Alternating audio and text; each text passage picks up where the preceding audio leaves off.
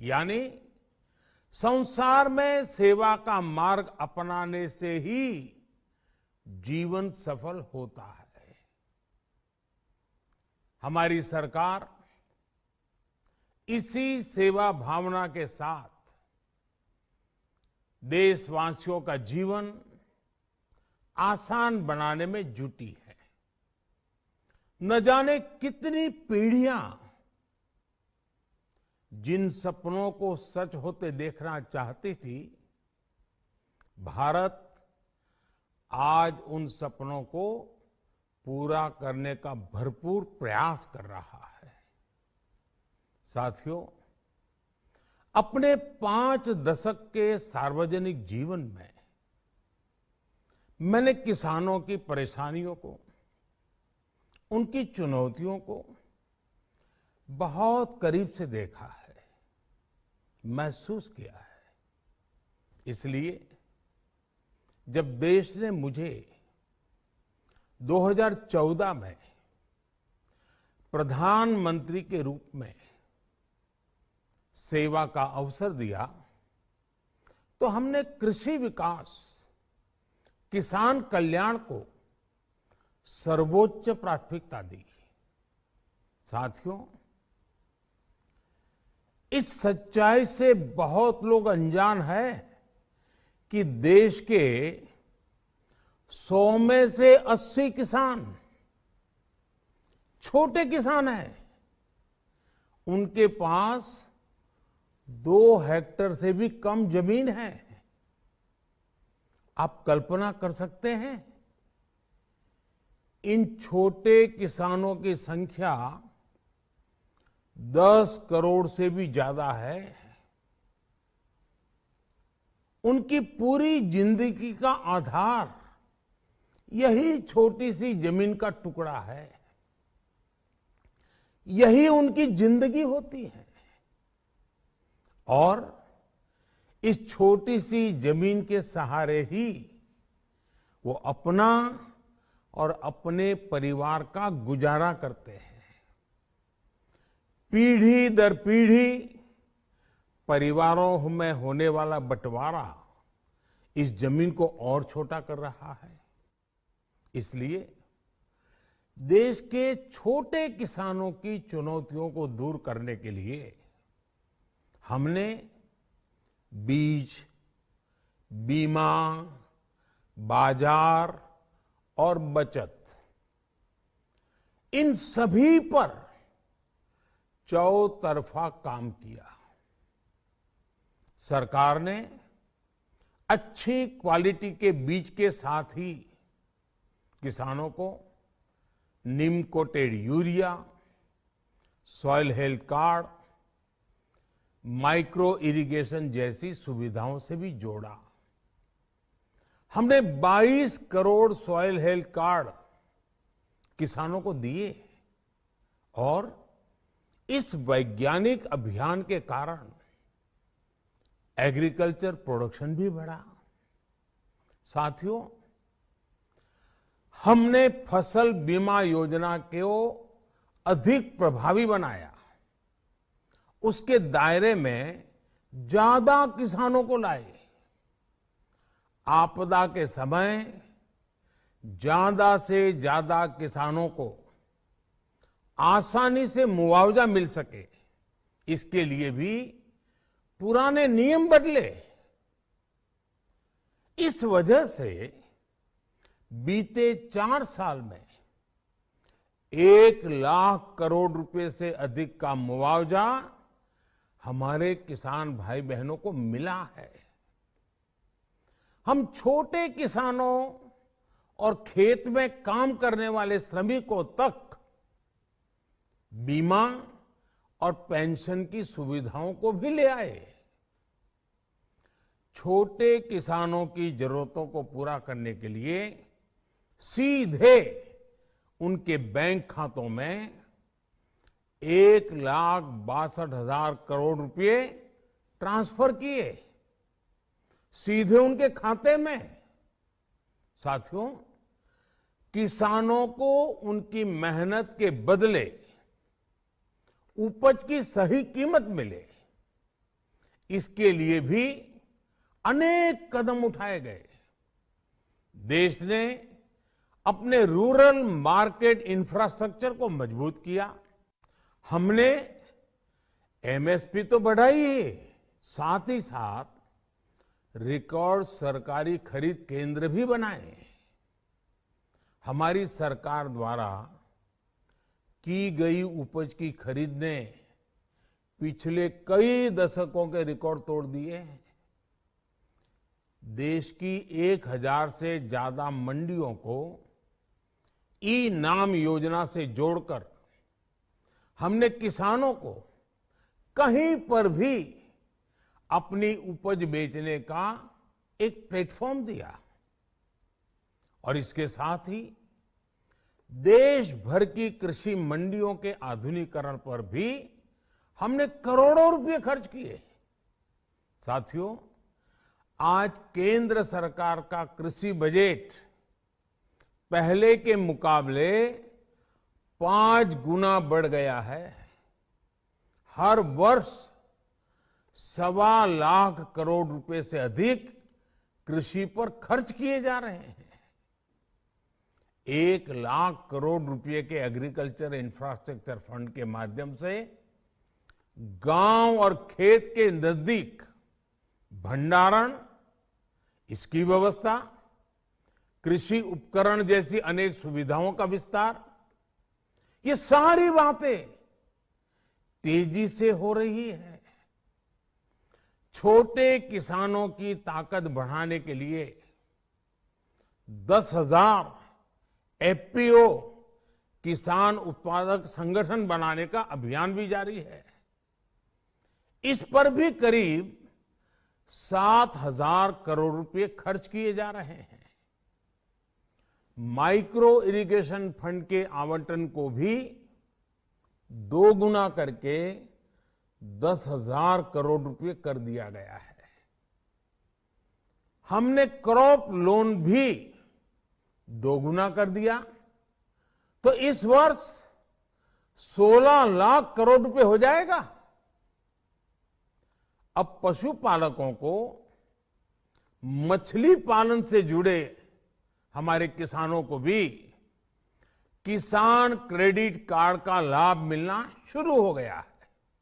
यानी हमारी सरकार किसानों के हित में हर संभव कदम उठा रही है, लगातार एक के बाद एक नए कदम उठाती जा रही है। किसानों की आर्थिक स्थिति सुधरे, उनकी सामाजिक स्थिति मजबूत हो, इसके लिए पूरी ईमानदारी से काम कर रही है। साथियों, किसानों की स्थिति को सुधारने की इसी महाअभियान में देश में 3 कृषि कानून लाए गए थे।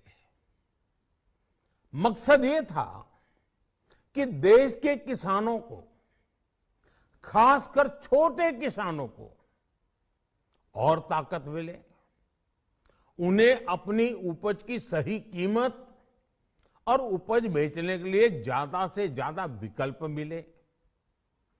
बरसों से ये मांग देश के किसान, देश के कृषि विशेषज्ञ, देश के कृषि अर्थशास्त्री, देश के किसान संगठन लगातार कर रहे थे। पहले भी कई सरकारों ने इस पर मंथन भी किया था। इस बार भी संसद में चर्चा हुई, मंथन हुआ और ये कानून लाए गए। देश के कोने कोने में कोटि कोटि किसानों ने, अनेक किसान संगठनों ने इसका स्वागत किया, समर्थन किया। मैं आज उन सभी का बहुत बहुत आभारी हूं, धन्यवाद करना चाहता हूं।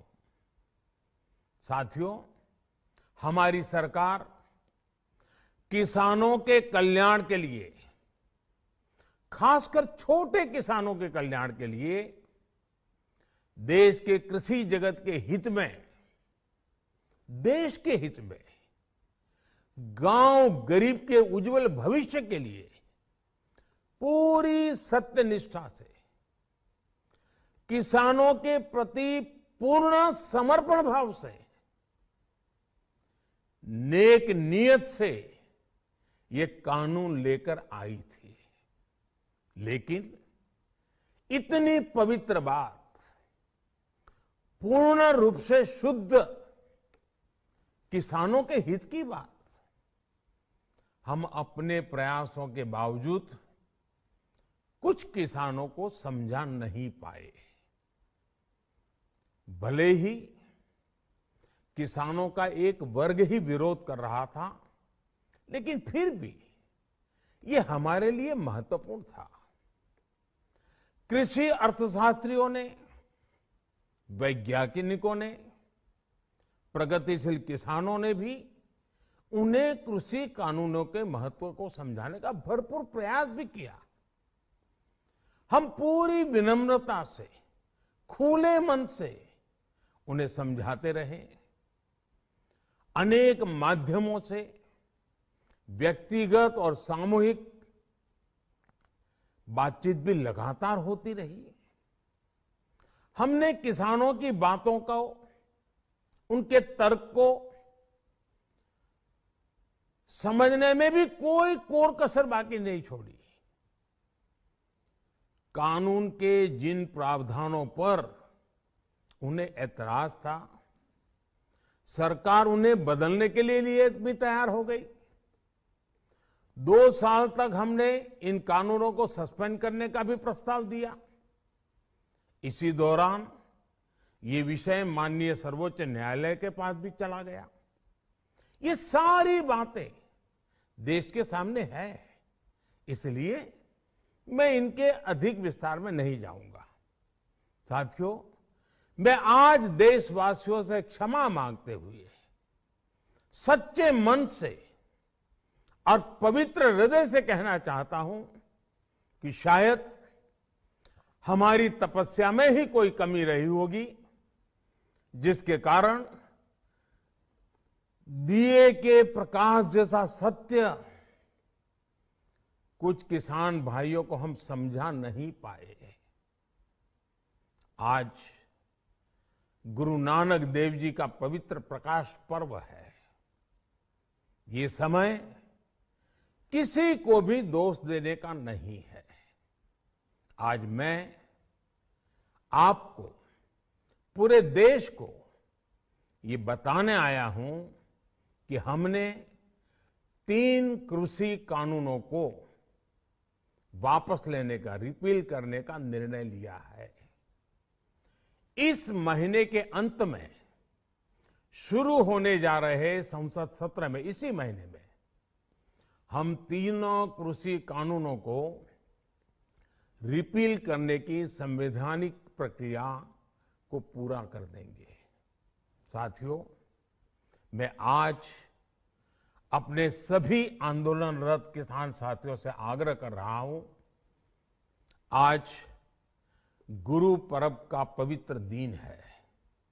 अब आप अपने अपने घर लौटे, अपने खेत में लौटे, अपने परिवार के बीच लौटे।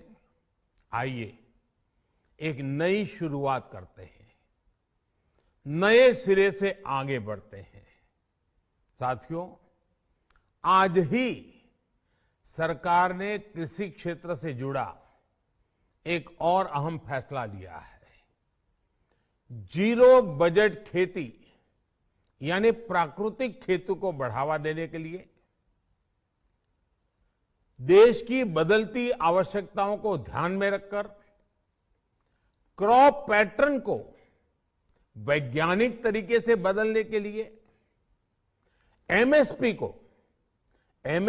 को और अधिक प्रभावी और पारदर्शी बनाने के लिए ऐसे सभी विषयों पर भविष्य को ध्यान में रखते हुए निर्णय लेने के लिए एक कमेटी का गठन किया जाएगा।